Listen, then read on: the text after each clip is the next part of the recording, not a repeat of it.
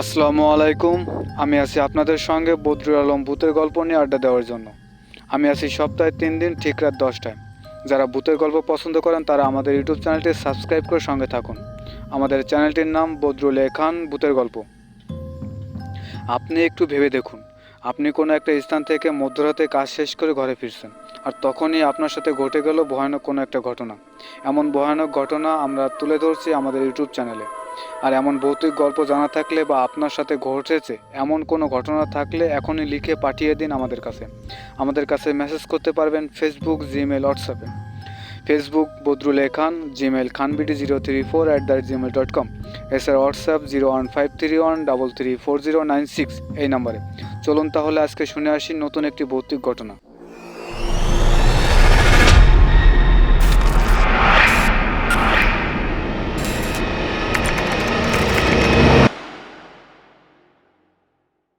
আমি সাদ্দাম, পেশায় একজন ভ্যান চালক। দিনে রাতে ভ্যান চালিয়ে সংসার চালাই। প্রতিদিনের মতো আজকেও আমি ভ্যান নিয়ে বের হয়েছি। একটু বেশি টাকায় পাওয়া তাই দূরের একটা টিপ ধরেছি। আমার ভ্যানে ছিল 4 জন ব্যক্তি। তাদের নিয়ে বেশ কয়েক গ্রাম পরে গিয়ে তাদের স্থানে নামিয়ে দিয়ে বাড়ির দিকে রওনা দিলাম। তার একটু সামনে মাছের বাজার পেলাম। সেখান থেকে পুঁটি মাছ নিয়ে আসতেছি। তখন সময়টা ছিল 11:15। চাঁদনি রাত, আলোতে মনে হচ্ছিল দিনের বেলা ভ্যান চালাচ্ছি, যার জন্য কোনো লাইট নেই। সাধারণত আমি রাতের জন্য টর্চ লাইট নিয়ে বের হই, কী মনে করে আজকে আর লাইট নেই। যে গ্রাম দিয়ে গেছি সেই সব গ্রামে কোনো সমস্যা দেখা দেয়নি, কিন্তু কে জানতো আমার জন্য আমারই গ্রামে ভয়ানক কিছু অপেক্ষা করছে। আমার গ্রামে আসতে আসতে আনুমানিক 12:30 বাজছে। আমাদের গ্রামে বড় একটা বাজার আছে। বাজার পেরিয়ে একটু সামনে হাতের বাম সাইডে বড় একটা পুকুর আছে, আর ডান সাইডে রাস্তা তৈরি করার জন্য মাটি কাটা হলে যেমনটা গর্ত করা হয় ঠিক তেমনই গর্ত আছে। আমার হাতের ব্রেকের ওখানে পুঁটি মাছের ব্যাগটি আছে। আমি যখন ওই পুকুরের সামনে ভ্যান চালিয়ে আসি তখনই পুকুরের সামনে থেকে হঠাৎ কি জানি চোখের পলকে আগুনে ফুলকে গেল। আমি সেটার দিকে তাকাতে তাকাতে আমার ভ্যান সহ আমাকে উল্টে ফেলে দিল সেই গর্তের ভিতর। গর্তের পাশ দিয়ে বাঁশের কঞ্চি আর ডালপালা ছিল, আর গর্তের ওই পাশে একজনের বাড়ি। আমার ভ্যান ও আমাকে সহ যখন উল্টে ফেলে দিল তখন ভ্যানটা পড়লো ওই ডালপালা আর কঞ্চির উপর, আর আমি গিয়ে পড়লাম সেই গর্তের ভিতর। কঞ্চি আর ডালের শব্দ শুনে হয়তো তারা দৌড়ে এলো। গ্রামে রাত দুপুরে বাড়ির কাছে কোনো কিছু পড়ার শব্দ পাইলে দৌড়ে আসি, ঠিক তেমনই তারা হয়তো দৌড়ে আসে দেখতে যে কি জানি পড়ছে।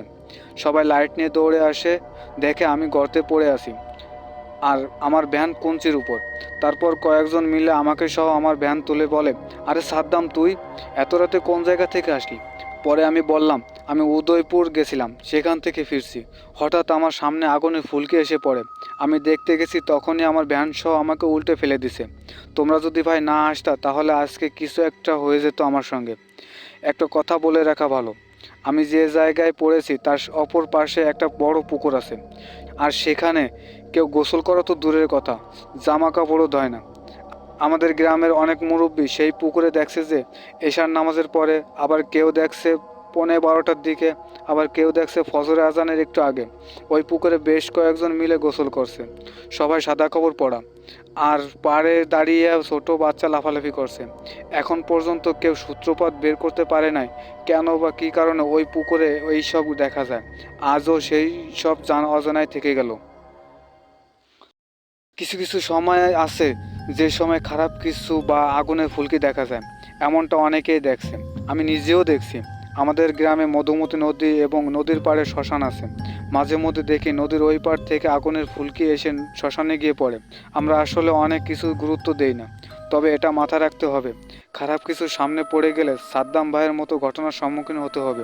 সাদ্দাম ভাইয়ের কপাল ভালো ছিল, তাই তিনি ওই দিন রাতে বেঁচে ফিরেছেন।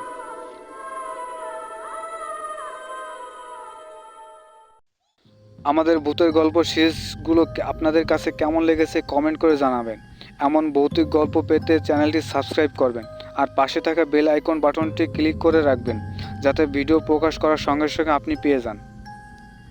আমি ছিলাম ভূতের গল্প নিয়ে আড্ডা দেওয়ার জন্য বদরুল আলম। আমি থাকছি সপ্তাহে 3 দিন ঠিক রাত 10টায়। আজকের জন্য বিদায় নিচ্ছি। সবাই ভালো থাকবেন, সুস্থ থাকবেন। আর হ্যাঁ, মাঝে মাঝে আমি লাইভে আসি।